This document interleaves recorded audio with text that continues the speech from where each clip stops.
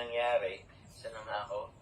Sabi ko, pupunta kami kinabukasan po sa Nabua. Papakilala ko si Carla. Pero, may ano po sana dapat sila. May pupunta sana silang Albay kahapon. Kasi, wala pong pasok kahapon ng mga estudyante. So, medyo buo. So, kaya nagplan sila magpalbay. Pero sabi ko, wag na muna, hindi pwede. Hello po, Tita Siyang Romsey, salamat po.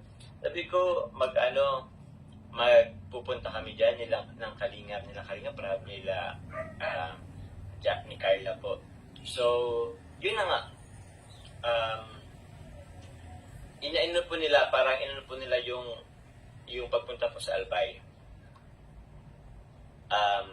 Nire-schedule na lang, ewan ko baka sa weekend na lang.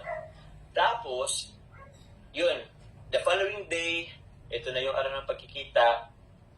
As early as, basta yung pagkagising ko pa lang, mga 7 or 8,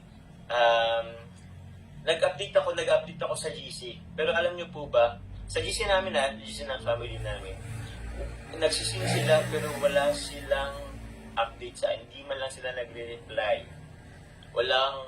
Sabi ko, ano na kayo dyan? Kung may pagkain na ba, parang ganun. Yun, walang nag-update. Yun pala, may nilulutong prank pala sila.